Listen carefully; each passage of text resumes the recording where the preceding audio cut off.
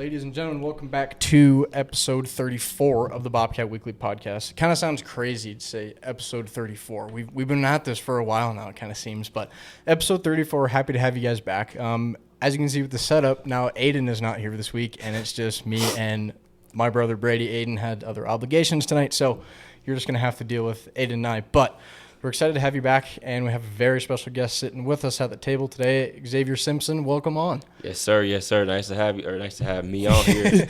Peace and love, everybody. Thank you.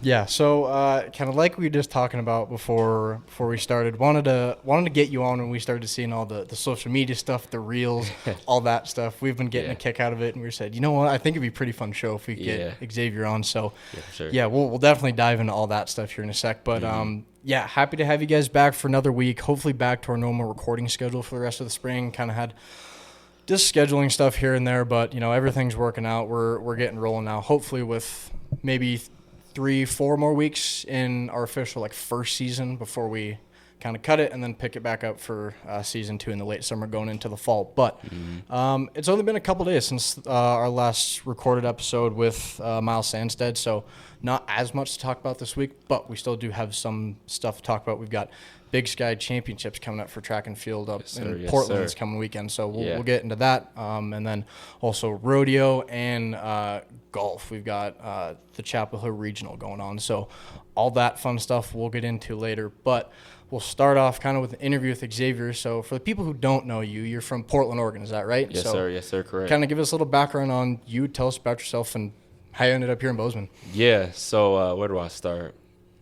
Well, so I'm from Portland, Oregon, born and raised. I went to Central Catholic High School, kind of like in the heart of Portland, so southeast Portland. Went to high school there for 4 years, played track and football. I ran track my whole life, but I think I liked football a tad bit more. And so ultimately it came to my junior year of high school, and it was like a breaking point. It was like, do I play football or do I run track? Like, what do I want to, go Division I in? And with football, I had a lot of injuries. So ultimately I said, okay, I sat down. I just thought to myself, like, what is the best decision ultimately for me? And then I said, okay, I'm going to take this senior year and just run track and give it my all. So I was, the whole fall of my senior year, I was just training for track. Then I went into the spring way faster than everybody because I was already training the whole time. And then Missoula actually reached out to me first, and I went on a visit there. I didn't really like it as much as Bozeman. And then right after that, Bozeman, or MSU, I should say, reached out to me and said, let's get you on a visit, the former coach. And so I did my visit here. I really loved it. I went to a Gold Rush game, and I was like, oh, yeah, this is the place I need to be. And I loved it, and then I committed maybe the next week. And and then so then I came here, and then the rest has been history. It's kind of funny, Brady. We talk about it. The Gold Rush seems to be selling point for a lot of people. Obviously, football players to kind of see that aspect, but also just being a student at MSU, I think is a big part of it. We go all the way back to episode 1 in the August. 34 episodes ago. 34 episodes ago with our good buddy Danny Yu, who graduated last year. He played football. He said the same thing. He came for a Gold Rush game, and he's like, I'm in. I'm all in. Yeah. His caveat, though, is he's like, they brought me out when it was warm, so I didn't know about the cold weather. And so, he found that out when, he came fall camp in his freshman year and kind of going into the fall. So that's how they get you. Yeah, exactly. That's what Danny said. But, I mean, Portland's a little different than Bozeman in terms of, climate and all that. I mean, like you said, that's how they sell people with a Gold Rush game. But how was that kind of transition for you coming here? Yeah, so – you know how it snows in Bozeman? That's how it rains in Portland. So almost every month of the year it rains, except maybe the summer. But the rain comes soon. So just growing up, it was always rainy or cloudy and stuff like that. And then the summers would be beautiful, kind of like Bozeman. Yeah. And then once September hits, then it's rain all the way up until May. So we actually have the meet coming up. It's looking a little cloudy, and it doesn't surprise me because that's usually how it always is. But when I first got here, I was they said it's gonna snow a lot and things of that nature, but I wasn't completely convinced on how bad the snow was. Yeah. I was just kind of like, okay, it'll snow. Like when it snows in Oregon, it doesn't like stick too long. It might stick for a day or two, and we'll get out of class. So I'm thinking it's like that. And then it snowed like one of the first days I got here, and it stuck, and no class was canceled. So I'm like, oh, I don't have any boots either, so I'm just walking in tennis shoes, and my feet are getting wet, so I had to order some boots and things like that. And it was a rude awakening, so I had to transition really fast. I didn't have many cold items. I didn't have many puffer jackets and things of that nature, gloves. So I had to get situated quick, and then I realized that's how it should be. For the younger people coming to Bozeman, MSU, and some of our guests too, they've kind of asked us. We've kind of talked about it. It's like this was not. I guess we're in the spring now, but this was not a normal winter in that sense.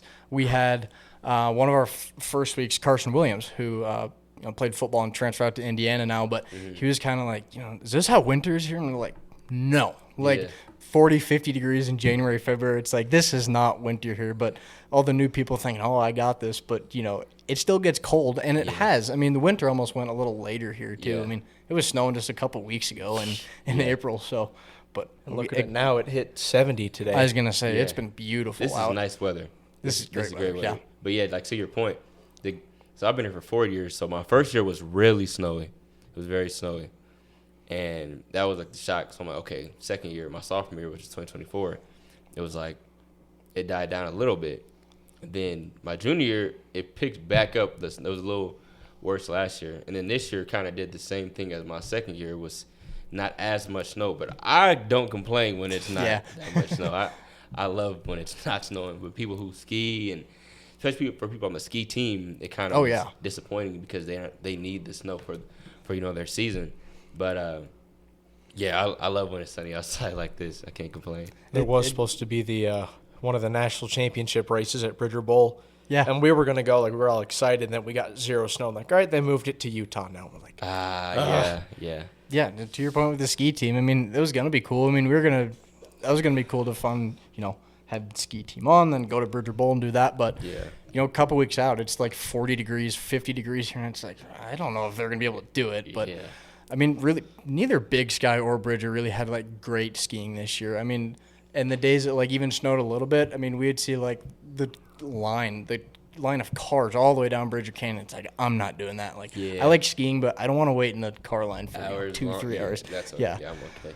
But yeah, I mean, hey, we're not complaining out. I mean, yesterday was pretty nice, and today's even warmer. I mean, I was sweating outside, played golf this afternoon, and it's like it feels like summer out. So. Yeah, it's almost that time. It's great weather. I need to start golfing too. Yeah, I need to start golfing. Yeah, May 11.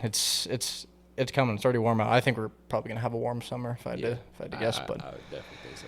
Yeah. So you are one of, I believe, 19 seniors on the team this year. Is that right? Yeah. Yeah. So 19 seems like a big number to us, but since we're not super familiar with track, is 19 a big number, small number? Does it kind of fluctuate? Yeah. So usually it's not 19, but our class was really big. We had a huge class coming in because our previous coach, when they had the conference meet, a lot of people couldn't run because they were hurt. So what he said was, I never want to have a season like that again. So he kind of over-recruited, or did what he assigned as many as he could. So we came in with a lot of people. And so now we're seeing the residual effects of that. Yeah. We have a lot of people graduating. But now we have a big freshman class coming in. So the trend might just keep going because that's just, I guess we started the big class. But yeah, that's a lot of seniors, and it's going to be on, our younger people to carry the weight of what we had this year, to be leaders and step up and, be that for those people, because they're going to have to cater towards, I think we have about 17 incoming freshmen, so they're going to have to cater towards them. But I think as seniors, we did a great job this season of being leaders and showing them a great example of who to be. Yeah, for sure. So when you look at a track team roster, kind of tell us about how, I guess I'm not super familiar in the sense of how big it can be, because you talked about over recruit, they brought in a lot of people. So does it kind of fluctuate? Is there a specific number you have to be at for different events and all that? How does that work? So if I'm not mistaken, I believe there can be around 50 boys or 50 men and 50 women, and those can fluctuate between distance, like running, like track, Yeah. and then field. So those 50 people can just fluctuate between those groups, and the other. Well, yeah. So then you have like the throwers and all those kind of people. So yeah, basically 50 and 50. But then when it comes to meets, not all 50 people go. Usually around like on a meet, probably like 30 and 30 maybe, if it's not like a huge meet. Now conference, it's even more complicated because you can only take like, I'm gonna just say on the higher end, maybe like 18 to 20 males and maybe like 18 to 20 women, because it's kind of different with championship standards, because certain people can only bring a certain amount of, or certain teams can only bring a certain amount of people. Yeah. But other teams, there's like loopholes in it, because other teams, like in our conference too, somehow they have more people. I don't know if they have more people, but it looks like they have more people or something like that. But I believe you can only take 20 to like conference meets. And so there's like some, with the new rules that they're passing too, that's going to probably complicate things even further, like getting fifth years and stuff like that. But yeah, I believe it's about 20 in conference meets. And I could be dead wrong, but 20, and then like usually there's like 100 people on the roster in general. So they're just trying to make it as difficult as possible for you guys. Basically is what it sounds like. It's hard because you have to make the roster, and you could be good. Like if you're on a really good team, like say you're in the SEC, like you could be the fifth guy, but like you're really good if you were like, at a different conference, but you can only bring a certain amount of people. So you might not even get to make it. And that's what, like, usually, like, even here, like, you could be good, but if you're not, like, if they can't see you placing at the championship meet, then you won't go. And ultimately, that's just kind of how it is in the grand scheme of things. Yeah, so you talk about the select group of people that go to, like, the conference meets, like you said, 2020. How is that, like, 20 people decided? Is that from numbers, previous meets? Usually they decide it based on your performance of the season. And then, but the tricky part is people get hurt during the season, so we know what they're capable of doing. However, if you haven't ran, it's hard for you to prove it. And so that's where a little bit of discrepancy comes in, because say you ran last year, you did really good, and you're a leader on the team, and you're a senior, but you haven't really been able to run, you might get a little bit of leniency because we've seen what you can do and we know you're really good. Yeah. But then you have someone who's, not been hurt and been running decent, but he's most likely going to be, his or her body is going to be fine and able to run at the meet. Whereas you take the person that, showed what he can do last year but has been hurt, they might get to the meet and not even be able to run. So who do you choose? Do you choose the freshman that's, has had a decent year and might peak and run really good, whose body's feeling nice, or do you choose the senior that's showed what he can do but has been hurt for a good amount of the time? So that's what the coaching staff has to decide. And usually they'll ask for input in terms of like close relationships. Like they might ask me like, what do you think, and things of that nature. But ultimately, the coaching staff comes together and they decide what they're going to do. And some people just don't end up making it. Yeah, it's interesting to hear. What it seems like even now, there's a lot more that goes on behind the scenes, and I think some people think about more than even you think. Look at football rosters, pretty straightforward. Basketball, volleyball, that stuff. Yeah. But track, there's a lot more people, and it kind of fluctuates in that sense. I think it's even similar to kind of a rodeo thing when we look at that. So we did a couple rodeo episodes, as you guys know, before the spring rodeo, but obviously not everyone on the roster was like competing in the spring rodeo here in Bozeman, and then like the next weekend they went to Miles City, and a lot of people who like didn't compete in the spring rodeo here competed in Miles City. So there's a lot of like fluctuation with that, and I think the rodeo team's pretty big too. Yeah, I don't think it's as big as probably the track team, like numbers kind of like you're saying, but definitely kind of that sense of things fluctuate. It's not straightforward where football you're winning a position over someone else, or basketball that sense too. Great so. area, yeah. It's essentially kind of thinking about it like I throw for Gallatin track, kind of thing like the varsity JV, where that top 5 can only compete at these meets, and the coaches have to decide who's on that top 5. essentially. Yeah. And, if you're not on it, then you just got to have better luck next year. Cutthroat. Yeah, so another thing I hit on when we first started, but like to get into now, a big reason why we wanted to get you on is social media. You've kind of started this kind of in winter going into the indoor season, and then kind of continue to do that. So can talk us through the idea with starting that, and then you've had some pretty good success with it. So. Yeah. I think in the summer, last year I would see people post, and I would be like, man, I could definitely do that. I feel like I'm charismatic and I have the humor to make some of those videos. And I kept thinking about it. I'm like, you know what? This summer I'm gonna start posting. So I was like, I'm gonna buy meta glasses. My goal was, I wrote it down, I was gonna buy meta glasses and also make like track skits. So I was gonna do those two things. And my goal was to post at least starting off twice a day, like one video with meta glasses and one like this kind of track skit. And then ultimately I kept seeing more and more like traction on the videos. I'm like, okay, people like this. And then I started getting more followers and like more like content ideas and what I should do. So then I started posting like two times on my my main page, and then there's this thing called trial reels, and you can post without it going to your main page, and only your non-followers will be able to see it. So people who don't follow you can see, but oh snap, let me see who this guy is, and follow you. So I would do like 2 on my regular and 2 on my trial, which is 4 a day. So I started doing that, and then I started doing like 4 and 4, and then I just kept ramping up, and then I eventually started to notice that like people really like this. Yeah. And then my teammates were starting to see it too, so they were like, wait, I should start doing it too. So a couple of my teammates started posting more and more, and it was just kind of like, it was so good to see, because now I can like do the videos with people and things of that nature. So yeah, that's kind of how it went. Yeah, I think the first handful of reels that just come across my For You page, our For You page, is like, oh, cool, whatever, I keep scrolling and stuff. But then kind of had to stop and be like, oh, wait, like, this is MSU. Like, this is Bozeman. Like, Yeah. You go, who is this guy? Start scrolling more and be like, oh, this is actually super cool. So Yeah. you've reached, I would say, a decent amount of people. You look at the views on some of your reels, especially like your pinned ones at the top. Yeah. They seem to be getting a lot of traction. Yeah, I started to notice that it's like a relatable thing. People tend to, if they know, not even if they know you, but if they feel some sort of connection with you or the community you're tied to, then that's when they tend to follow you more. Yeah. And so when I would do even videos about just Bozeman in general or just Montana State, they would get traction, even if I didn't say much, because I said something about someone's school that maybe they go to or their mom went to.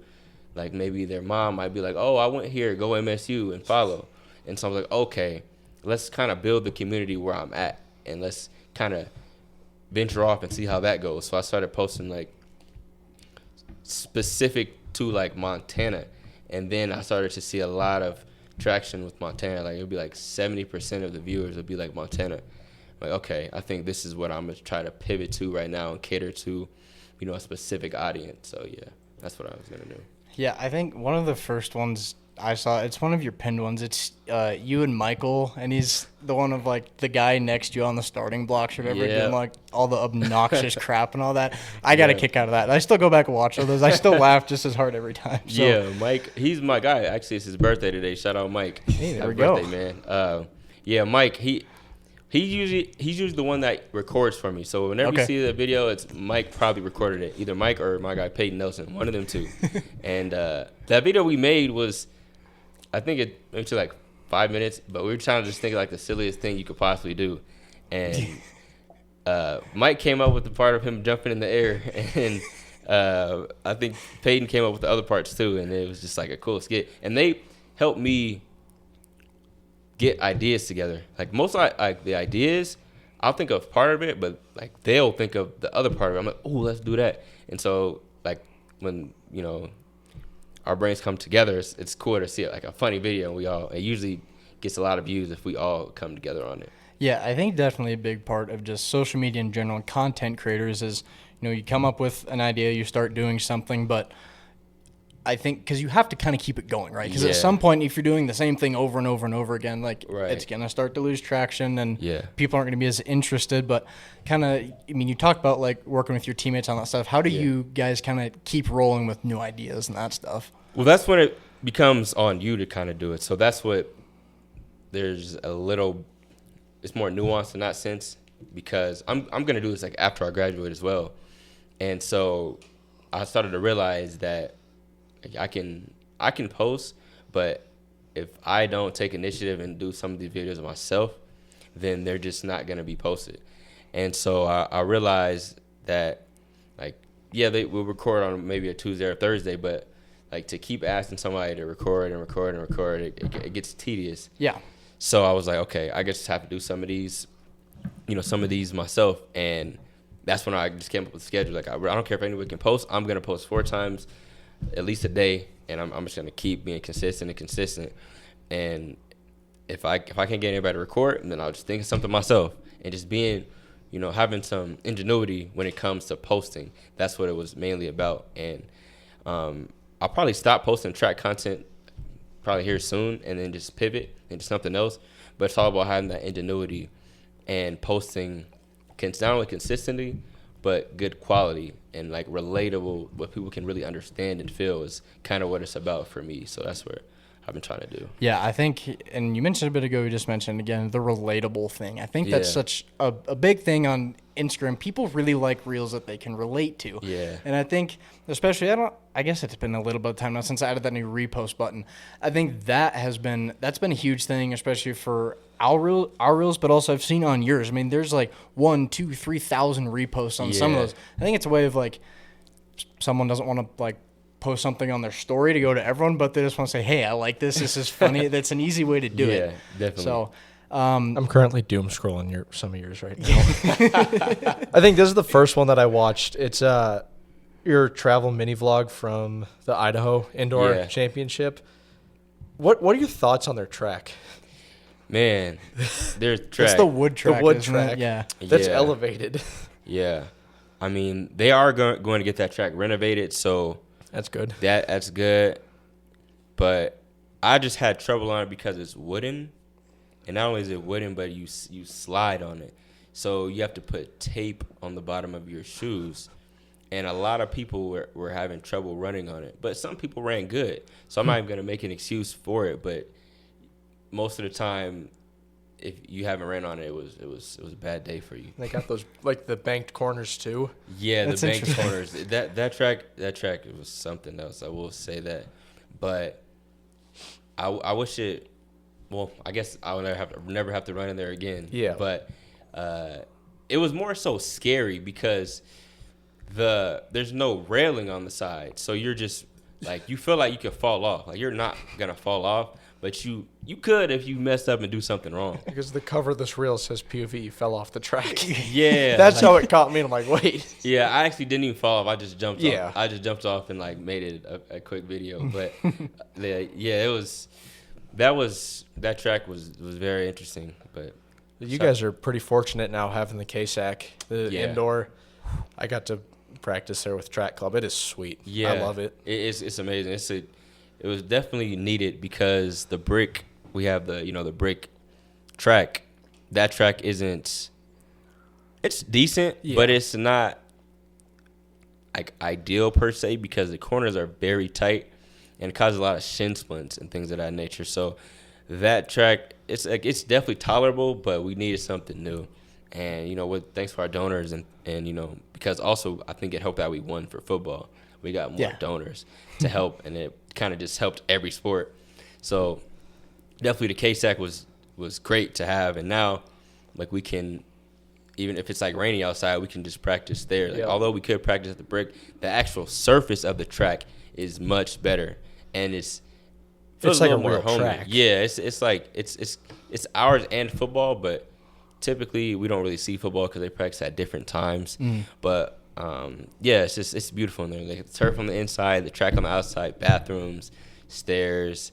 Yeah, it was nice. It's nice in We were there. talking with Easton from the throwers' perspective how Okay. nice it is because they'd have to go out of the wood rings Yeah. for weight and shot, but now they got concrete rings poured, and then they can have the specific for shot and weight. So that's a Right. plus for them. And obviously, you got that nice turf field for you guys to do whatever you need Yeah, there. yeah. And full-on pits that don't have to get moved for all the jumpers. Yeah. Yeah, long jump pit. That was essential. We didn't have that in the brick at all. So yeah. Yeah, and another point we talked to with Easton about it is obviously MSU and their athletics using it, but also for the sense of high school meets and whatever else and whatever other camps and stuff were going on. Like there was a meet earlier this season. I mean, their club stuff, they do indoor track and all that, but also from the sense of outdoor meet, say it's raining or whatever. If it's K-Sac's open, they can just move it to the indoor. So it's also being used for things outside of Montana State athletics, which I think is pretty cool Yeah, too. I think that's amazing for not only us but for Montana high school athletes, because let's say you go to Bozeman High, and it snows, you can't. Usually, I didn't see any high schoolers practicing in the brick, but it seems like the K-Sac is way more available for high schoolers and people that come in there. Yeah. And it's a nice track, so I think that's going to be really beneficial, and I also think because of that, we'll start to see. My hypothesis is that we'll start to see people at Bozeman High and Gallatin and people who practice there run faster, because now instead of practicing outside in the winter, like even if it snows, you got to shovel the snow and scoop it. You can find a practice time to practice in the K-Sac, which is going to lead to subsequently better times and more quality of practice. And so through that, I'm definitely seeing some in my head, some time start to ramp up in at least this area of Montana. Yeah, I think that's a great point. We've been very fortunate at Gallatin High School. For those of you guys who don't know, it's called the Kennedy Stark Athletic Center, named after Dale Kennedy and Rob Stark. Dale Kennedy is actually a sprints coach at Gallatin High School. So Yeah. we had a very big meet. We had one on a Saturday and a Tuesday coming up, and we didn't get outside all week. And Coach K went to Costello and he's like, "Hey, our kids need to practice." He's like, "Got you guys." So our entire team got to do a practice at the indoor, and we're very fortunate. And it is sweet because I got to practice in it all winter. Yeah. But for a lot of the kids that didn't, they were like, "This is awesome." Yeah. So I mean, we had to compromise a little bit because you can't throw discus at the runners in the infield getting warmed up. But Yeah, that's the only best but part. it was awesome. I definitely think it'll be a lot better tool now for both high schools to get to use that facility. Right, that's why I'm trying to have gratitude and just be thankful for that facility. That's what I try to have every single time I would go in there, because just I couldn't imagine practicing in the snow. That would be miserable. So just being thankful, having gratitude towards it. Yeah, Bozeman's definitely a special place in that sense. Yeah. I mean, we've been beating a dead horse the whole time, but people love the community here, right? And that's such a big reason why people come to MSU. And so I think even from a track perspective, donors perspective, that really helps in terms of building a place like that. For sure. Yeah. So kind of circling back to the social media things and all that. Yeah. You have a lot. You talked about working with your teammates on creating reels and stuff, but you also have a handful of your teammates like in the reels, just doing other stuff and that. Yeah. So, how do the rest of your teammates, kind of like the social media thing? Are they involved with it? How do they like it? Yeah, that's a good question. I think that there's a discrepancy between, sometimes what someone posts and who they are as a person. So sometimes, like, we have 100 people on our team. So Yeah.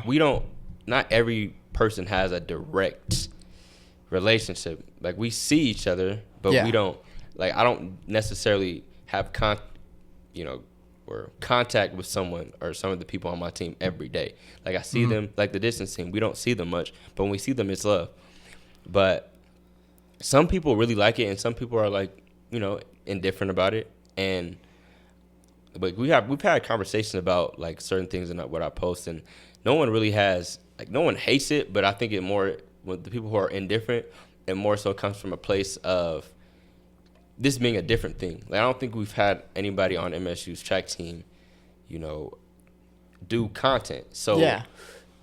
in certain people's eyes, and like the thing I said about Idaho State, some people might not agree because it might seem like I am, bashing their track, and some people wouldn't agree with that.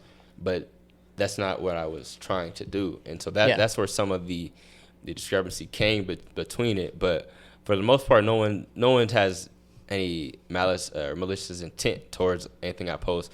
And if they do, usually they just add, we have a conversation about it, and it's not big. But for the most part, everything's good. And, I try to just make sure I watch what I post so it's not, it doesn't get too chaotic. But for the most part, I think it's, we're pretty good in that aspect of it. We communicate really well. Yeah, I do get a kick out of reading comments because you post something that's, probably really relatable to some people, and you've got, one teammate tagging another teammate saying, hey, this is you, or that. I always get a kick out of that stuff. So that's the part. Yeah, that's the part that kind of, really was what people say, and who it ends up going to is the part that kind of will trip people up. Because most of the time it's really not that deep, but then other like higher authorities will see it, and it can just sometimes be like a bad look per se to certain schools.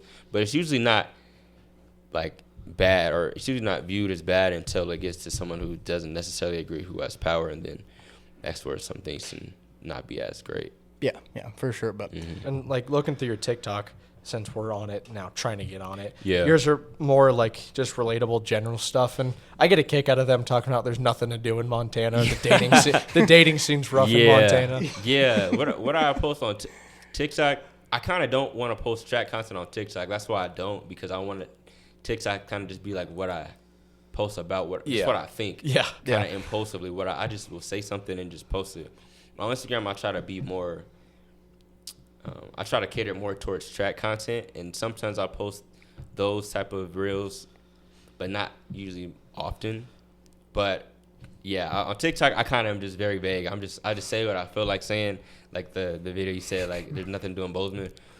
I agree with that. Like there isn't anything to do in Bozeman after a certain extent, but to each his own. Like some people really like Bozeman. Some people, some people really like small towns, and being from a town that's much bigger, just respectfully, sometimes it feels like there's not much to do. But you can always just,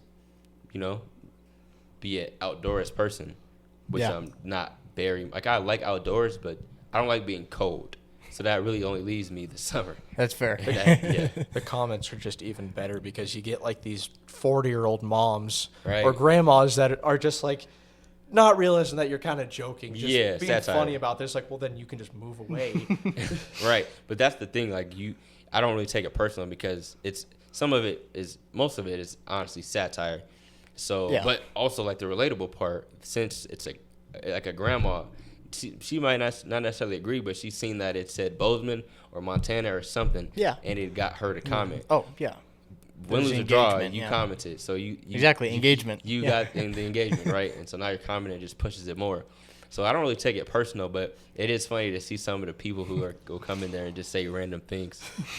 I think there's also something to be said for when you look at like followers, your likes on the reels and stuff. Mm-hmm. It kind of, I feel like to some extent the relatable stuff can kind of go across other sports too. Like the one I mentioned, the track one, like that one teammate warming up and stuff. Like there's probably some like football guys that do funny things or basketball, and so like volleyball, whatever. Like I feel like even volleyball players scroll and sees that, we're like, oh yeah, this is funny. So they can relate. Over here exactly. Yeah. So and volleyball kind of started that with Taya Yeomans, yapping with Yeomans. Yeah, they did. I've heard. I don't really know her like that, but I know she's on the team. Yeah, we may. I commented on one of them a couple weeks ago. I said we may have to do a Bobcat Weekly yapping with Yeomans collab because they've got something funny starting with that too. So, all good stuff around. But I definitely think you have something pretty special going here, and it seems like a lot of people like it. So but it's in about a year it's gonna be even bigger. I'm more so filtered because I try to, like, I know I am a representation of the school, so I can't really post too much. But like, I definitely, once I'm done, will be able to really explore that kind of content side of things. Yeah. All right. So one last note that I have on here before we kind of move along with our next segments is Track It Forward. So you've got this page linked in your bio, and I saw it I guess we saw it at the track meet the other day. So kind of, I read a little bit on it, but for the people who don't know what that is, what is it? Yeah, so just kind of in the summer, I wanted to think of something that I could do that could, benefit the community. And I thought, well, what better than to do something with my team that could be beneficial to the community. So first, I was like, I just kind of brainstormed some names and what really would make sense. And since I wanted to do it with my track team, I decided to say track. And then my grandpa has this saying that he always says, like when we leave, instead of bye, he just says forward. So I kind of just put those together, and I just said track it forward. And that's kind of where I got the name. And so that's kind of where it began. I brainstormed it a little bit, and then, I brought the idea to my coaches and my team, and everybody was on board with it. And so everybody came together, and that's what we agreed to do. And I don't even really run it. Like I let my teammate Jaden, she usually does all the posts and stuff like that, but she kind of just says, like, hey, is this good enough, or things of that nature. But she usually runs it. Shout out Jaden Wolf. But yeah, so I just think it was good for the community. And so whenever we get the donations and things of that nature, we donate to the food bank. And so the first one, I think I've done 3. First one was about, I think, 100 pounds of food, and it was really great. And then second one about like 50, and then this third one was about 50 as well. So I'm gonna have to make a post about that here soon. But yeah, just giving back to the community in terms of being more than just an athlete. Like, I want to be remembered as somebody who wasn't just fast, but somebody who made an impact on not only the people but the community, regardless of what it was. And so that's kind of how I started it. And I'm debating on what I'm going to do with the account, if I'm going to just make it, or wherever I move to, just kind of do it out there and kind of pivot, or just pass it down to a teammate. But still brainstorming that. Yeah, definitely. I think it's a pretty cool thing you're doing. Again, along with the social media thing and track it forward thing, it's, I think, 2 things that probably not a lot of people are doing in that sense. Like, some people are doing that stuff, but something I think is pretty cool. So yeah, go check it out. Track.it.forward. Yeah, Instagram page. Yeah, go check it out and that stuff. Sweet. Okay, so we'll go ahead and wrap up the interview part with our own Bobcat Weekly Get to Know You questions. Yes, sir. First one, favorite place to eat in Bozeman? Ooh, okay, that's a good one. Favorite place to eat in Bozeman? I'd probably say Thai Basil. They have really good Thai food. Shout out Thai Basil. Yeah, I like that place. All right. Favorite thing to do outside of track? Favorite thing to do outside of track? I'd say I really like poetry. I like to write. Wow. Yeah. I like to write. I don't really ever like post my poetry or anything, but I like to read or not only read poetry but write poetry. I have a lot of poems, so whenever I'm bored, I'll just write. I like that. That's a very different answer than what we've usually gotten. So yeah, I like it. Okay, who has been the biggest impact or influence in your journey so far? Ooh, yeah, this is a great question. Like, in terms of just anybody in my life? Yeah. I mean, I have a lot of influences, but the biggest? I definitely say my family plays a big part. It's hard to say like a specific family member because it's like a spider web. Like my dad plays a huge role in my life, but also so does my mom, so does my brother, so does my little brother. So I think them together, and also my grandparents, those two, my grandparents. I honestly would say my grandma, honestly, if I can really think about it. Like, they all come together, but I'd say my grandma, just because she believes in me no matter what. Like, it could be anything. She believes that I can do it. And in my head, I've just internalized that now. Like, I'm very ardent in terms of in anything I do. Like, I'm passionate about it. And regardless if people believe I can or not, I think I can. Like, it doesn't matter what it is, I think I can do it. And I think that comes from her. Like, she would always tell me, like grandson, you can be whatever you want to be, an actor, a songwriter, a singer. I can be whatever I want to be. So I've just kind of internalized that, and I live with that. So, yeah, shout out my grandma, Peggy. There we go. Sweet. All right. If you had the skill set to play any other sport professionally, what would it be and why? 100% basketball. Yeah? Basketball. Because I feel like as a basketball player, actually, Yeah, I'll try to say basketball. But I was thinking second, like boxing. I really like boxing. I follow boxing a lot. But then that comes with like concussions and I'm okay. But yeah, probably basketball just because I played basketball growing up, and it was always like my third sport. Like I was like good, but I wasn't like, I didn't work on it enough to be like way better than anybody. So when I got to high school, it was just evident that it's time to switch sports. Yeah, I'd say probably basketball and golf have been our most common answers. Like especially a lot of the football guests. I mean, because they played really everything growing up. I think at the end of the season we should do a stat on like our most common answers versus our most unique answers. Yeah, we'll be able to run. We should be able to run like stats for honestly most of these questions. Kind of see what people are thinking. So golf definitely the very popular answer across the board. Golf is interesting because growing up I never really I didn't watch golf. I still don't watch golf, but it looks interesting. And people may not know this, but it's very hard to get good at golf. Oh, yeah. You can't just go out there and you might miss the ball if you try to go out there and, like, just hit it. Like, I thought I was just, like, whatever I play, I think I'm just going to be the best at it. So it's very disheartening when you come out there and you can't even hit it. Like, I was trying to swing, and I was, like, trying to hit it very hard, and I was missing. So I was like, okay, like, this is something I'm going to have to work at when I'm done. But, yeah, golf is such an interesting sport. So is baseball. It's a very humbling sport. It is very humbling sport. You're like, oh, yeah, I just go out there and hit it as hard as I can. And the hard truth is that you don't have to swing hard for it to go far. Yeah. I didn't know that. Yeah. Which is crazy. But, yeah, probably basketball. All right. If you could give one piece of advice to the younger generation of athletes, what would it be? Yeah.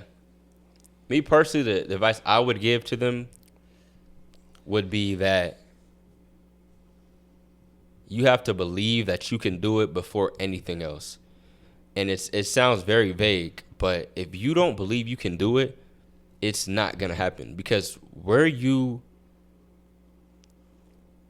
direction that you put yourself in is what is going to lead you to those things that you want. So if you don't believe that you can do it, then you're not going to align yourself in the direction to get the things you want. Like, for example, if you want to be very good at something and you don't think you can do it, then you're not going to put the amount of effort in, or not even the amount of effort, but you're not going to be putting yourself in a position to be the best at it. Like, for example, I run track, and I want to be the best at running track. So what do I have to do to be the best at running track? Believe I can be the best. And that starts with being disciplined. That means you need to wake up, you need to eat right, you need to be on time to places, you need to be on top of everything, aligning yourself to become that person you want to be. Because it's already there. Like this, it's already written. You just have to put yourself in a position to be able to do it. So if you say you want to do something, be consistent at it and just keep doing it and just keep getting better and better and better. And that's what happened. That's what worked for me. I just stayed disciplined and I stayed consistent at it. And I just said, you can do this. You can do this. You can do this. And I eventually I just believed it. And just the rest is just history. Oh, it's a good answer. All right. Favorite hangout spot in Bozeman? Favorite hangout spot? I say the pond. The pond. I'll go there. Even by myself, I'll just go and just relax and just kind of just vibe.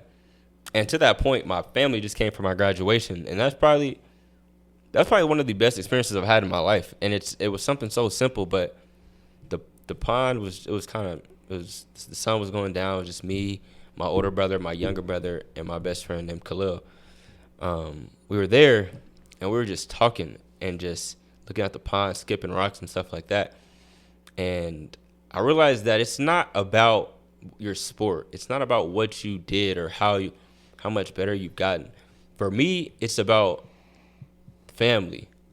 I realized that being with my family, I had more fun than anything I've done. And it was just a small moment. So I really sat back and just observed and thought to myself, like, it's more about the relationships you have with people and the time spent. Because I can run as many track meets as I want. There's always going to be another thing I want to be better at. If I run a 10.2, I want to run a 10.1. If I run a 10.1, I want to run a 10 flat.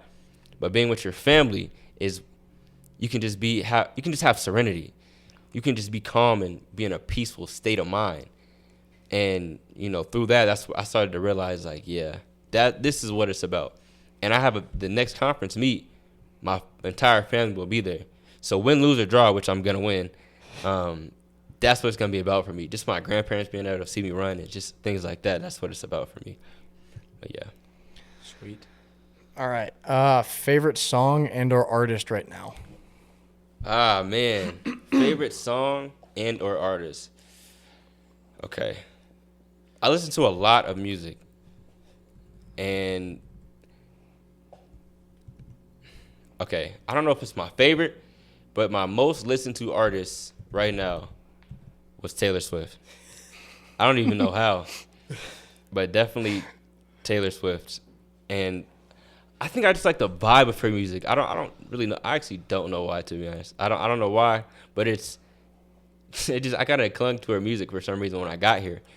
But I'd say that Taylor Swift right now, and a song I would say is it's a song called, I think it's called Miss Americana. Miss Americana. I think it's either called Miss Americana and the Heartbreak Prince, or just Miss Americana. One of those two. But that's my favorite Taylor Swift song right now. All right, there we go. Yeah. Not an answer I'd expect, but Yeah. Me neither. I didn't think I was gonna like her either. All right. All right, Brady, you want to get the last one here? This one goes both ways. This one will go both ways. Who on the team would you not let date your sister or brother? Okay. Who would I not? It's fun like the rodeo where we can get the like sister and brother because we have both men and women on the track team. Yeah. I have 2 brothers. So who would I not let date my brother? That's a good question. I would not let Jaden Wolf date my brother. Jaden Wolf, huh? Jaden Wolf. I wouldn't let Jaden Wolf date. I love you, Jaden, but yeah. You got like reasoning behind that, and anything specific, or just no?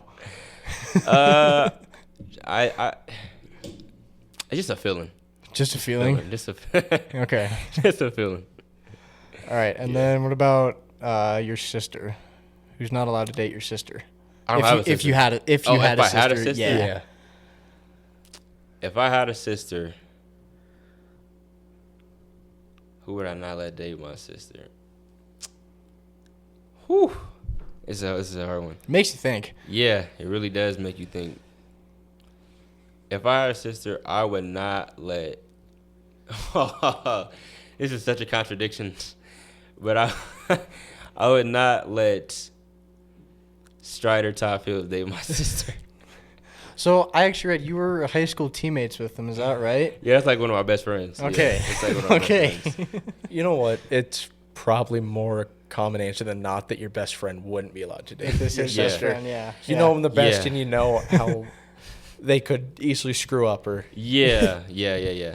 Not like because of. Yeah, I actually don't know, to be honest. It's just flat out. Yeah, I mean, I would, but it would have to be like. It would just have to make sense. Yeah. It would just have to make sense. All right, so there we go. Jaden and Strider not allowed to date Xavier's brother and or sister. There we go. All right, sweet. That wraps up our Bobcat Weekly Q&A. We'll move to our Instagram Q&A now. Brady has a question, so I'll let him take over, and I think we've got a couple pretty good ones. Perfect. All right, first one is from our other guest, Aiden. He says, "Are you sad Aiden isn't there?" I think this is for us and you. It is different. It's different with only 2 of us at the table. I mean, honestly, I never met Aiden, so I wouldn't know. But More or less for us, but yeah, last week you weren't here. This week Aiden's not here. We're just kind of rotating. I missed one a couple weeks ago. It's just how it goes. And I mean, I haven't had an episode with just the 2 of us yet, so it's kind of interesting having a Torstall brother run show. But Aiden, we do miss you if that makes you feel good. shout out Aiden. We've gotten to a point recording where like we're good having a missing host. Yeah, it works Because like out at the beginning fine, of the yeah. season, like we were like, this is not good. If We'd we're bring a missing guest someone, one, but and we'd Yeah. bring a guest host if we absolutely had to. But If it was organic, it feels pretty genuine. yeah, exactly. Yeah. That's part of it. It's just like doing it more and getting more comfortable with it. So Yeah, can't tell the difference. 34 episodes in. exactly. Yeah, 30, 34, yeah. 35 total. Because we had a bonus episode yeah, we with did, so- Coach Mike Kramer. Yeah, so Right. This is. I would say I don't know if you recognize this profile. Or like the username? Yeah, it's my little brother. Okay. I don't know why he has that as his picture. But Well, he asked which one of your brothers is your favorite. which one of my brothers? I don't have a favorite brother, EJ. You know this. That's probably the right answer. But they're different. They're just different. Like I have an older brother, and I have a younger brother. So I'm hard on my younger brother because I love him, but I need the best out of him. So if you feel like I'm being mean, I'm not. I'm not. I want him to be so great, so good that I'm like hard on him for a lot of stuff. But I think he understands that. But I love him in different ways. My younger brother, I'm his older brother, and then my older brother, he's my older brother. So it's like I was a kid and I was looking up somebody, and now I have somebody that looks up to me, and I'm like, it's just different. Like I love them both equally. So yeah, EJ. All right, I'll ask. He's got one more for us. How do you stay so consistent with your outfits? My outfits, okay. How do I stay so consistent on my outfits? I think that when you go places, it's best to look presentable and have a certain type of look that you want to be perceived as, because it's about, when you first meet somebody, it's about that first, that first conversation or that first, dialogue that you guys have. So I try to, look nice every time I go somewhere or I'm meeting somebody important. I try to look pretty good. But yeah, I like that. That's what I say. All right, next one is from our mom, Carly. Shout out Mango. Shout out Mango. Do you have a nickname, and if so, how did you get it? Yeah. So my nickname is Zay, because Xavier just Zay, and I don't even know how I got it, but my whole family calls me, and so when someone calls me, it just sounds weird when someone says it to me, but they'll say Zay, and then also my nickname at this point it doesn't feel like a nickname; it feels like my name. People say X, just by default, just X. I think the first day I got here, people just started calling me X, and that's just. They'll just say X. What's up, X? Yo, what's up, X? A little easier to say. Yeah. It's kind of stuck. That's stuck. It's stuck everywhere I go, but it's okay. All right. Last one from one of your teammates, Millie Hubble. This one's is that how you say it? Yeah, Millie. Shout out Millie. Ask him to explain all the girls. Okay. All right. There has to be context to this. So, at the end of every year, we have a thing called senior send-off. Your parents come and they send you, and you get a poster, and then, they recognize all your events and things like that. So that happened, and then after that, we have a thing where the athletes, all the seniors talk.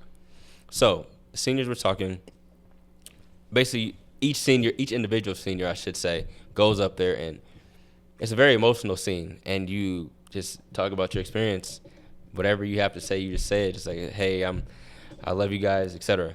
So, I'm not a huge emotional person, but I was somehow this day. And I was just with my family, so that made me a little emotional. I wasn't crying or anything, but it made me a little emotional. And then a lot of people started crying once the speeches came, so it made me a little teary-eyed. Yeah.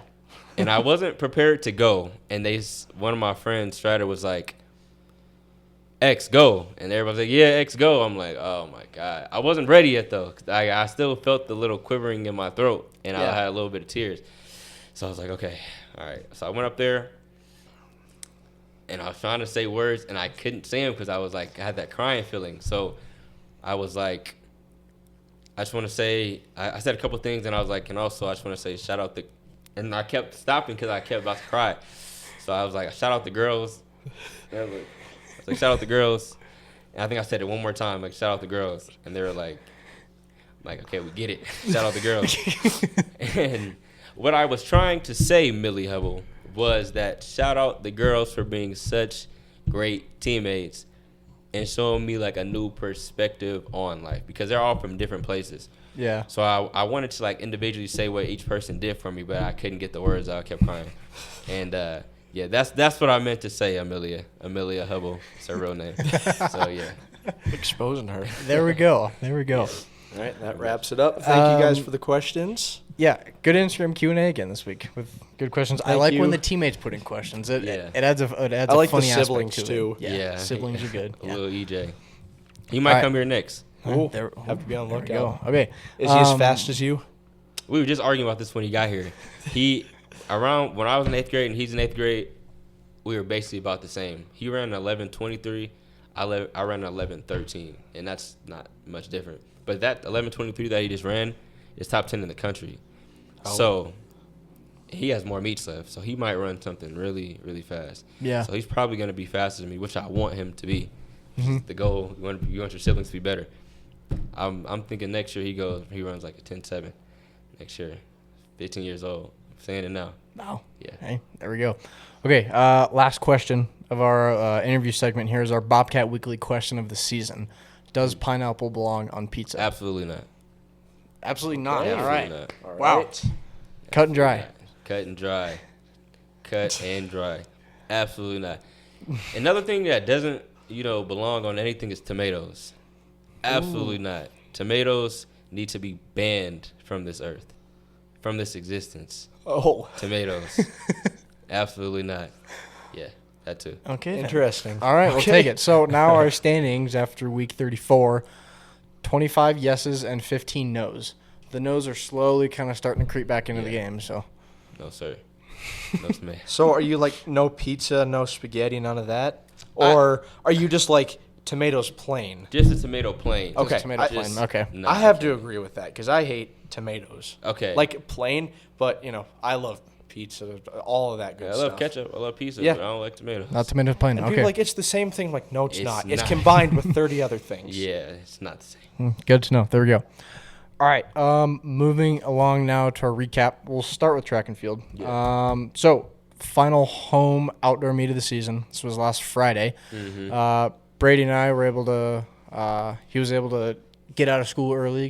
Skip out of school. Skip school early to come hang out at the track meet. And so I'd never been to an MSU meet, so that was super fun. We got to see pretty much everything. Got to watch the throws, which we can get into, but 3 school records, which is pretty cool coming out of the weekend. So Jaden Wolf, you mentioned Jaden Wolf earlier, 100-meter dash 11:57. We watched it right in front of us. And then Annie Call 800-meter 2:06:54. That's good. And Matt Furdyke, however you want to say his last name, hammer throw with a 2:19.0. That is Matt's a strong guy. Matt is a really big dude. When they're walking through, we're sitting behind the throwing cages watching. Keegan's like, oh, who's this? Because I'm familiar with all the throws. He's like, oh, is that a coach? I'm like, no, that's Yeah. Matt. I thought it, Matt. Keegan's like, That's wait. Matt, yeah. Like, he looks like a coach. And then here comes Coach Jen, the little short one. I'm like, that's their throws coach. He's like, oh, okay. Yeah, I love Jen. Yeah, Matt's a strong dude. You should see where he lives. It's crazy. We can get into more rankings when we get into looking ahead, but Matt Furdyke is in second in the Big Sky for hammer by 1 inch. Oh, yeah. He's 2:19, and Wyatt Larkins from Weber is 2:19 1 inch. So And I believe it was a new D131, I think. Yep. After that, yeah. So this was after Brady left because he had to go to practice. I was bouncing back and forth between the track and then the cage, so I actually missed this, which I was kind of disappointed about. Yeah. But I got to see a couple of his other throws, but it was fun to watch those guys. I hadn't watched hammer before, so that was pretty cool to see. It was that meet is not a lot of people go to it because it's the meet before a conference, so the people aren't trying to get hurt, stuff like that. So it probably wasn't as many people, but the thrower section is like a community. They're loud, and when they throw, they're loud. Oh, yeah. And it's very energetic, and they cheer each other on. So I love that about throwers. And if you guys don't know, these college meets, you're able to compete. It's called unattached. So if you've graduated or you're not fully out of school, you're able to compete, not as a team, as an independent. So you have guys like Kieran McKeague, who's an absolute unit, who graduated from Bama, who's trying to train for the Olympics. So if you see someone throwing ridiculous, he's not part of the regular competition. His but crazy. Which leads us to our next point here. huge shout out. Former guest and former Bobcat football wide receiver Clevan Thomas for running the 100-meter dash. Yeah. Finishing fourth with a time of 10.91. Okay. Shout out CT. So CT was our week 11 guest, and we're super close with him and all that good stuff. But Brady and I were standing just We're watching Jav. right by hanging the out. K-Stat and all that, just hanging out. Turned around and I was like, CT, what are you doing here, dude? And he's like, I'm running. I'm like, what are you running? But that was actually really fun to watch. He did well. He's 26. He's 26, and he's a lot bigger than the rest of those guys running, and he did pretty dang well. He's swole. Yeah. You're athletic, and you just have a background. Yeah.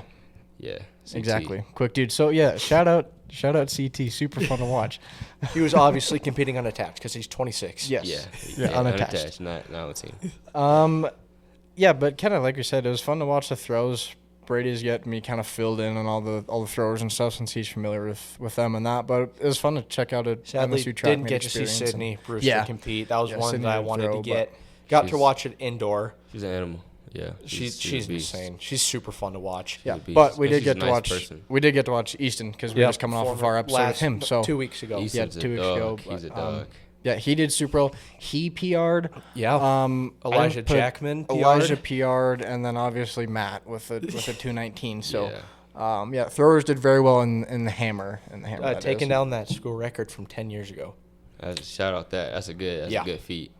It's And obviously been up cool for 10 thing years. is if he PRs at the Big Sky, that's also going to be a new school record. Yep. Yeah, exactly. So it's going to be pretty sweet. Just gonna keep stacking yeah. that up. Also want to give a quick shout out Claire Rutherford, former Gallatin, former Gatorade Player of the Year. Yes. She was it the 1500? I think so. Sorry, we're I believe so. She won the 1500 by a long stretch. Like we were kind of watching because we're over at the throws, and we were seeing like they're kind of tight, and here comes Claire and the rest of the group, and she got a ways ahead by the end. And Yeah. I mean, she's an absolute. I'm Yeah. glad she's keeping local, running for MSU. Yeah, I graduated with her last year, like you said, Gatorade Player of the Year. So it's fun to see the freshmen doing super well too. Yeah, that's fire. And then since it's Monday, the Big Sky Conference comes out with Athletes of the Week. So Libby Hansen's your Field Athlete of the Week. Second pole vault win of the outdoor season, 4.15 meters. That's 13.7. And then Harvey Cram, outdoor season debut, winning the 1,500 meter with 3:39.37. Wow. So That's Good. fast. That's good. I mean, we're picking up Athletes of the Week every week, and obviously Matt too with his new D131 and all that. You gotta take that as a win. We So got to watch Libby Hansen. Easton, I'm calling you out on this. He sent us like their meet schedule, and it was an hour earlier than what was set. So, Easton, it's okay. We forgive you. But we got to watch pole vault. we were there very early, which is fine. I was just like, I'd never watched pole vault before. Like, I mean, I see it during practice and during the meets, but I'm like, it is hard. impressive. You look at it and be like, yeah, I don't think I could do that. You have to grab, you have to run with the pole, have the coordination to. I just couldn't commit to that. Yeah, I'm scared of heights. I mean, like there's the whole stance, and you watch them. They'll stand there for like 20 seconds, and they'll just like do this rock step. Like they have their certain like. The one girl from Missoula I was watching, she'd do 3, she'd tap her foot twice, and then run back, and then go. It's a whole cadence. It's like this whole cadence, and then you have the stick in the I don't know what it's called. Yeah. And then you have to flex it and kick your feet up, and There's too much. Yep. Up, and then you have to turn and push the pole away. It is. Very involved. That's crazy. It might be the most technique giving. Oh, it is. It's the most technical event in track and field Yeah. for sure. The hardest, I'd say. 13 feet 7 inches, 7.25 inches. There we go. That's good for Libby. Good, great. All right. Yeah, no, it was fun though. I mean, obviously, like you said, not a ton of people out there with just ahead of the conference championships and all that. Graduation. Graduation too. The campus was kind of a nightmare to get in and out of. But yeah, still fun to hang out on an outdoor meet. Yeah, we had a lot of fun though. Moving on, women's golf. Brady, do you want to talk women's golf? Yeah, so we had, I think you guys talked about it last week. I haven't listened to it yet. That's my bad. Opening round of the NCAA Chapel Hill Regional in the books. Nora Seidel, I think. Sure, whatever. Shoots a +9. That's a 79, sitting tied for 61st in the field. I know women's golf is extremely competitive in the NCAA. So, I mean, just having a Bobcat there is a win for us already. And we got UNC's Megan Streicher leads the individual field 5 under. That's a 65 after round 1, which is round 2 will be completed by the time you guys are listening to this, but a 5 under is ridiculous already. And I looked up that course and kind of did some looking around. It is a really difficult course, and they choose that one every year because they know it'll get people. But, I mean, even I would probably be shooting in the 120s if I played there. But huge shout out. Nora, you're doing great. Let's bring one home. Yeah, and that's, again, Shout out Nora. like we talked about, last week too. It's just fun to have a Bobcat at the NCAA regionals. Obviously, Right. it's a big accomplishment in itself. So Yeah, going for up sure. against some pretty stiff competition down there. Yeah, so you got to bring it home. yeah, she does. But it will. That's that whole tournament is going on this week. But that's pretty much it for our recap. Things are kind of slowing down a little bit from the spring sports in that sense. But we also got some things picking up. So like we've kind of talked about, Big Sky Conference championships are this coming weekend, May 13th through weekend, May 13th through the 16th out in Portland, Oregon. Yes, sir. So just coming up in a couple of days, you said you guys leave Wednesday. So kind of give us some insight into the weekend and how you feeling. Yeah, so we leave Wednesday, midday, get there about, I think, 6 o'clock or 5 o'clock, do a shakeout, and then we're going to have probably a team meeting Wednesday, team meeting on Thursday, and then, well, I guess some people are competing on Thursday, like the decathletes and those people are competing on Thursday, but Lunatics. yeah, I'm kidding. Yeah, 7, 8 I call you events. guys a lunatic, but it isn't. Decathlon is hard. Yeah, that's hard. That's you hard. guys are athletes. You have to be good at everything, essentially. Oh, yeah.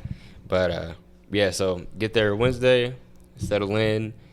Thursday, get your mind right, do some stretches and stuff, and then do some blocks. And then Fridays, ready to roll. And then, get after it, make the final, hopefully win.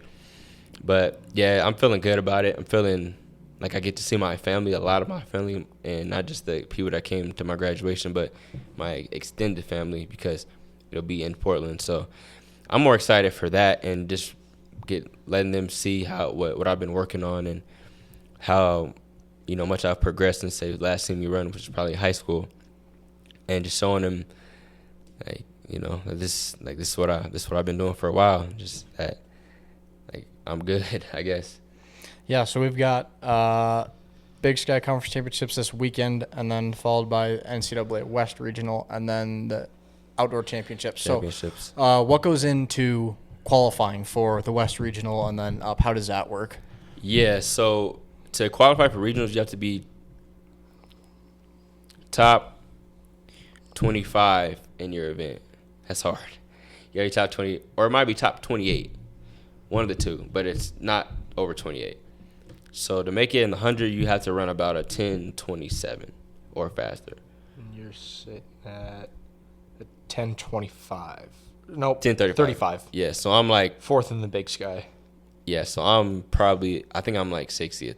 But like the time between 30th and 60th is about 0.04. So it's like we got to run. It's not much faster. That is ridiculous. Yeah, so it's a lot of fast people. And so you get to the top 25, you'll make it, or top 28, you'll make it. And then relay, pretty sure it's about the same.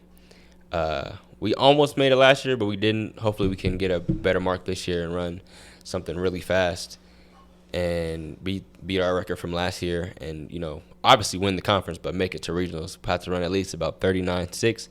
It's about 0.3 or 4 off of what we have done so far. But, yeah, as of right now, that's how it is to get to regionals. And then at regionals, I believe you got to get top 8 out of the fastest people in the West and East regions. Those people advance to nationals, would be at Hayward. And, yeah, that's how it goes. Hayward is such an awesome facility. Yeah, I used to run there all the time in high school. It's even when you're actually in it, like running, and then minus the running, like when you have to walk through the facility, or not the facility, or I guess the facility, the indoor track that they have, and like the area, it's like amazing. It's all like green.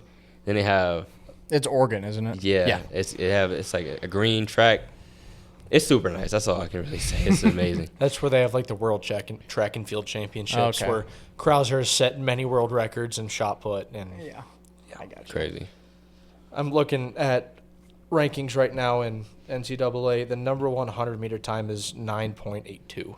I actually seen that race. So, yeah, we were there. Jelani Watkins from Arkansas. He's a sophomore. Crazy. Oh, wow. But he ran that versus, it was at Mount Sac, and he ran it against, or the whole field was fast, but there was this dude next to him that's like 6'4", like 200 something. He runs at USC, but that dude who's the big dude I'm talking about, he was in lane 8, and Jelani was in lane 9. So I'm on this side of the stands. So I couldn't really see him. I could just see him slightly winning. But this dude was going so fast, too. They were running, like, neck and neck. So all you can really see is, unless you're on the other side, is Jelani, like, out-lean him. Yeah. But, like, that was a fast race. Because the dude I'm talking about ran a 984. And that's probably second, I'd assume. And, yeah, that really shows you the levels to track and field. Like, running a 9 is crazy. But a 9.8 is, like, uncharted territory. Yeah, it's crazy. Talking on the throw side here really quick, Matt Furdyke is sitting tied for 30th in hammer with his 219. Top mark is from the one and only Texas Tanner. That is his real name.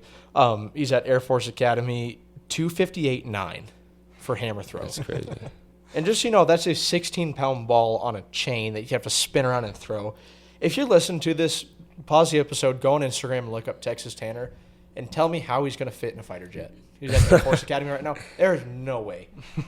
That dude is ridiculously big, but Matt's in that top 30, so hopefully bump up a few more spots, get a really nice throw. He's been doing unbelievable things. I've been watching him all season, and I think it's one of those type of situations where, like, one of your throws is going to be huge, and then it's going to be, like, for his instance, it could be a 225. It's just a matter of, I'm not that experienced in hammer. I've done it once in my life, but it's how good your turns are, how much lean you get, and I mean, he knows what he's doing pretty well. So I'm hoping he jumps up quite a bit. It's very technical.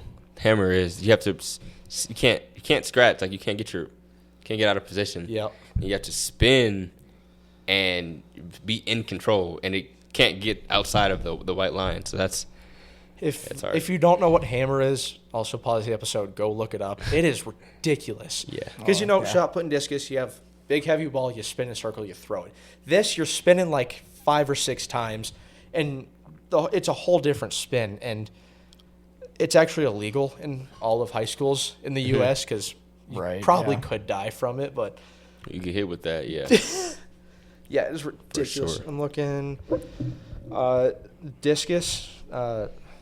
The top first mark is Texas Tanner, 228.2. Shot put is 68. Easton is at 61. I think that puts him in the top. What do you say? You got to be top 28. Top 28? Top 28 or top 25, one of the two. Okay, let's see. Should have been more prepared.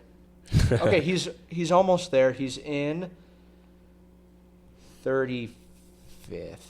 And those marks are probably going to be pretty close too, I would imagine, like the 100 times in that. Yep, and I know, it's all like 61.125.135. And I know he's been chasing that school record, and he wants it so bad. I know, like, I've been watching him. He almost broke the indoor record. He's trying to go for the outdoor record. He's right there, and I think he's got everything he needs to do it. So he's a workhorse too, so he'll get it. I'm confident. He's a big dude too. He's a strong dude too. Yeah, I think especially Matt's case coming off of a personal best on Friday and kind of heading into the weekend. I think he's looking solid. Same with Easton and everyone else.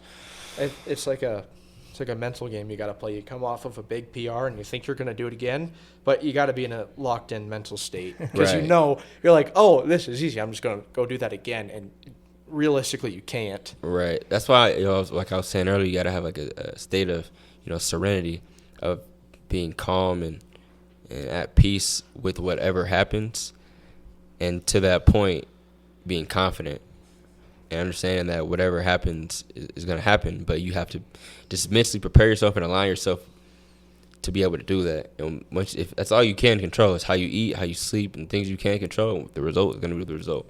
Yeah, honestly. Yeah. So we've had this reoccurrence thing, and we think it's us. Oh yeah. After we've had guests on the podcast, they've performed extremely well. Like football, won the national championship. I'm blanking. What else? Hockey, they made it to the national tournament. Yeah. Rodeo, they all won their events in like the long run. Basketball too. Taylor, right after we had her on, she had her first triple double in January. When we had Ella and Izzy on, right after Ella had like her best career game. So we think you come on the Bobcat Weekly podcast, then you come out and perform super well. So I think you got to take some of that juju with you out to go win the title. Yes, exactly. Yeah, big week / weekend though coming up for track and field. We'll keep you guys updated on the Instagram for stuff. If we can find a place for live updates, I'm sure you will be able to find all that good stuff. So we can post the link, and it's fairly easy to navigate. You can go around, click events, what's going on, see standings, but we'll post that link on our story, take you right there. Keep yourselves updated. We'll keep you updated. Yes. Very exciting. Yeah, all that good stuff. Excited for hopefully a big weekend for all you guys. Hopefully. It's happening. It's happening. It's happening. I like it. Moving on now. Spring rodeo. We talked about rodeo last week, but we'll talk about it again this week because they still deserve all the credit, and we're building up to the CNFR, right? So rodeo, we're look ahead to the college national finals. That's down in Casper, Wyoming here in the second week of June, I believe. 17 qualifiers, 4 of those being former Bobcat Weekly guests. So we'll take some credit to that to go into the CNFR. So here's your 17. Taj Wells, Faith Marshall, former guest, Cole Denton, Rachel Ward, Cole Gerhart, Michaela McCormick, former guest, Jaden Whitman, Ryder Gash, Wyatt Jensen, Preston Bird, Cooper McNiven, Haven Wolstein, former guest, Haley Berger, Riley Mapson, Annalise McCurry, former guest, Piper Cordes, and Holden Atkinson. So we're sending a lot down this year. I believe we sent 17 last year as well, but spring rodeo is going really well this year. So Casper, Wyoming at Sunday, June 14th through Saturday, June 20th. It'll be live streamed on whatever network they have it on. But we'll hopefully get maybe another rodeo episode or 2 before then, kind of build that up because that's obviously really big, and hopefully bring back a couple national titles. If you're not busy over that weekend, I would highly recommend booking that trip, going down there. CNFR is an absolutely amazing experience. You get to see the best rodeos in the world, and Brad Paisley is playing one of the nights. So yeah, they've got a bunch of good stuff going on. And obviously a bunch of Bobcats going on too, and they always perform. We brought back a couple titles last year. So if you look up in the rafters next time you're in the brick, after our glorious football national championship title, they are all rodeo. For until the 1920s where we won 1 basketball title, but they're all rodeo. So I think to say 8 of the banners, it's got to be close to that. So there's a bunch. So they are a lot of banners. Yeah, 8. Yeah, rodeo killing it. So we'll continue to kind of chat about them as we get closer to the CNFR and hopefully a couple more rodeo episodes. So stay tuned for that. Next thing on here, women's golf, talked about a little bit earlier, but the Chapel Hill Regionals that's going on this week. Round 2 is tomorrow. The episode will be out by then. So I think the tournament will be done by the time the episode's out. So stay tuned. NCAA website, you'll have results. MSU website, the golf page also has results, and it'll be on the social medias and all that. So keep on the lookout for that stuff. Moving along here, high school athletics. Brady, I'll let you cover high school stuff. I'm a little excited to talk about this. Yeah, go ahead. There's actually stuff to talk about this week. I mean, this has been by the news stations, it's been trying to keep on the down low, but I will expose it all that I want because I'm salty. We got a little drama in high school football. The Glacier coach has been suspended for allegations of high school football recruiting, which is illegal. That's right. That's kind of frowned upon. Which you were not allowed to recruit as a high school coach. Yeah. Which is really interesting because I have heard rumors of Jackson Presley, who we've rambled about him on the show before, committed to Boise State, flipped to Montana State, flipped to Portland State, and then God knows where he is now. I stopped keeping track, but there's allegations of their coach recruiting him underneath the table. So I'm interested to see if this is going to get brought into a bigger realm, if this is going to get taken to court at all. I'd be interested to see, but I know recruiting happens in high school all over the place. It's just a matter of the teams who get caught or not. Yeah, exactly. And some of that stuff's gonna happen under the table, and well, you can get paid in high school with NIL now, so they're gonna try. It's a whole different conversation. At least in the state of Montana, I know it is very much not allowed. Yeah, you can't really recruit. Yeah, no, you can't recruit at all. Recruit. So that's a whole thing. We'll keep tabs on that. See if it opens up more. And then next up on my list, Gallatin boys basketball coach Michael Claxton has taken up a head coaching job at Providence University in Great Falls. Led the team to a state title 2023. 2023. Yep. So he's done wonders for Gallatin. He's been an amazing teacher. I've gotten to know him pretty well. He was an unbelievable coach before he came to Gallatin. Led the team to a state title. He's had winning records throughout every year of our 5 years of school. So a little sad to see him go, but I'm glad he's getting this opportunity to go coach on a big college level. coaching job. They're NAIA, but NAIA, I believe. So good opportunity for him. Gallatin I'm boys excited to basketball's see been though good. So. what Gallatin's going to do. We definitely have some assistant coaches that have the ability to step up and take that job. There will probably be some interviews from out of state, but I'm hoping we can find a team or a coach to let us to another state title. Yeah. They're definitely getting close again. They were pretty close this year. Yeah. So Yeah, that'd be dope. I mean, we got to just model what the girls do, back-to-back state champions. yep, just do it again. Undefeated 48-0 between 2 seasons. That's crazy. Yep. That's dominant. That's dominance. Yep. All right, and I think I had you mention this last week on the episode. Gallatin Raptor Baseball is still undefeated. They've just been steamrolling every team, which is interesting. We talked about this last night at our dinner table, talking about high school ball, how competitive it is, which we're kind of getting a look at it now because Gallatin has been such a dominant. But, I think it's great that we're getting more high school baseball, not just Legion. But if you got nothing to do next Friday, hold on, I'm going to get the date wrong. Would be This Friday. this Friday. Friday 15th, come down to Heroes Park at the Gallatin County Fairgrounds. We got Gallatin versus Bozeman baseball. Should be exciting. Bozeman's got a good team. Gallatin's got a great team. Last game of the season before we head down to state ball, so should be some good food there. So come on, support high school baseball. Yeah, very new thing for people who don't know it, but high school baseball is brand new in Montana between this year and last year. So it's just been club ball essentially. It's through the American Legion. But now they got but I played now it's through the high school. So there's a lot of things they're figuring out in that sense and all that. But yeah, Gallatin's doing really well. So excited, and it's fun to see that. So that's it for high school athletics. Kind of our last thing before we get out of here, our last little segment. Talk other Bobcat news, other announcements. First thing on here, congratulations to all the spring graduates. Oh, yes, sir. Yes. Shout out me and the other people. Yeah.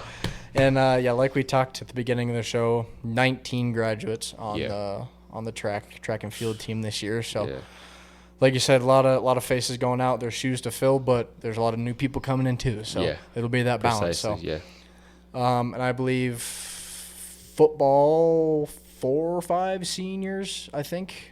Oh, that's nothing. For the spring semester. I know some graduated in the fall, but not a lot of faces leaving. So, but not saying these guys are gone for next season. A couple of them still have one more year of eligibility. They'll be able to get that 5th year and all that good stuff. So, big congrats to all the spring graduates. Next thing on here, Brady, you want to talk about this? MSU posted this graphic today, so I figured we should talk about it. Yeah, something that wasn't really on our radar. Athletic director, Mr. Leon Costello, has hit his 10th year at the helm as AD, so big shout-out, Leon. He's done wonders for Bobcats. So kind of a couple of stats here. 35 team NCAA postseason appearances, 46 independent postseason appearances, 142 All-Americans, 16 conference championships, 10 Brawl the Wild Series victories. So if you can think, he's been here for 10 years, has 10 wins, so we've beat the Grizz 10 years straight, about to hit our 11th. Track obviously helping us out here. Yeah, except we lost to them, but we lost in the overall. Yeah, overall. Yeah. So salty we lost.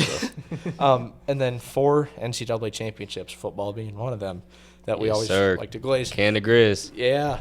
There we go. I think the 2 biggest ones that stick out to me is Brawl the Wild and then the NCAA championships. I mean, having 4 under your belt as an AD is like, whoa. That is crazy. And we go through this school year the kind of one loss going into the spring seasons, if you will, was volleyball. But I mean, we waxed. I mean, and we beat volleyball in Missoula, and then they beat us here. But I mean, we kind of waxed the floor with the Grizz this year, to say the least. Football win over the hill. The Super Brawl win here. I mean, basketball on both sides of the hill. Yeah, Leon's building his resume. And it's like every year it's like I can almost guarantee he's getting docked to by other universities. But I know he's built something here, and I don't think he's going to walk out on us anytime soon. I want him to see him hit 20 years here. Yeah, for sure. And his kids are young and in the district here. So yep, exactly. Building a dynasty, some could say, at MSU here. So exciting stuff.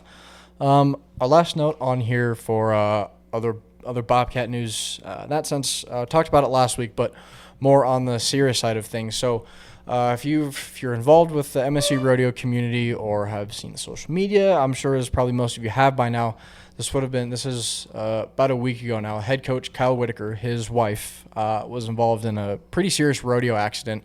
Happened out at their house, which is also where the rodeo practice facility is.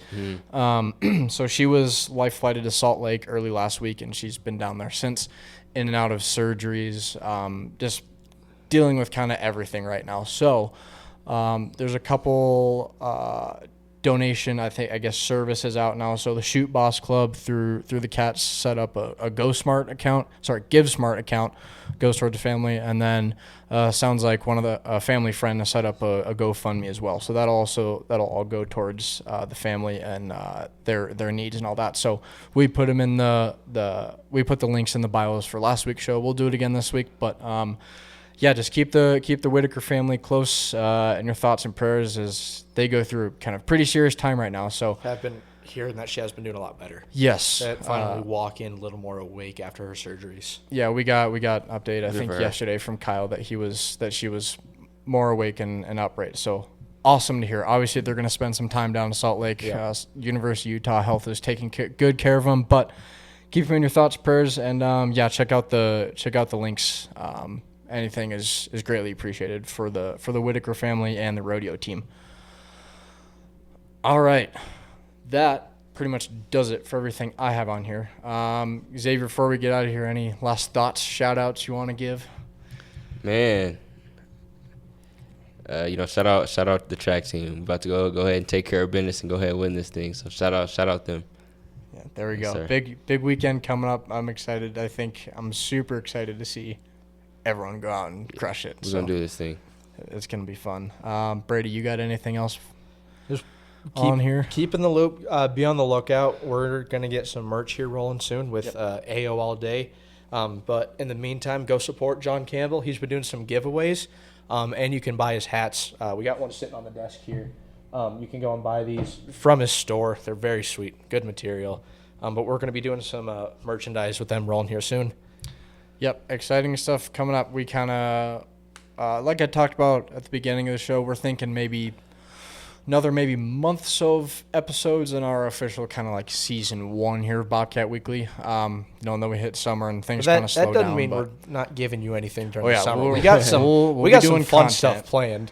Yeah, might get into some shenanigans, but we're not. You won't be seeing us. Not for long. We're sticking around. We're sticking around. We're sticking You're around. welcome. But, hopefully back to our normal recording schedule for the rest of the spring. Hopefully a couple more rodeo episodes as we get closer to CNFR. Probably another track episode or two as people progress through the Big Sky Championships and the West region and all that stuff. Yeah. Stay tuned for that. Maybe we'll have you back on after you win the title. Oh yeah. I got you.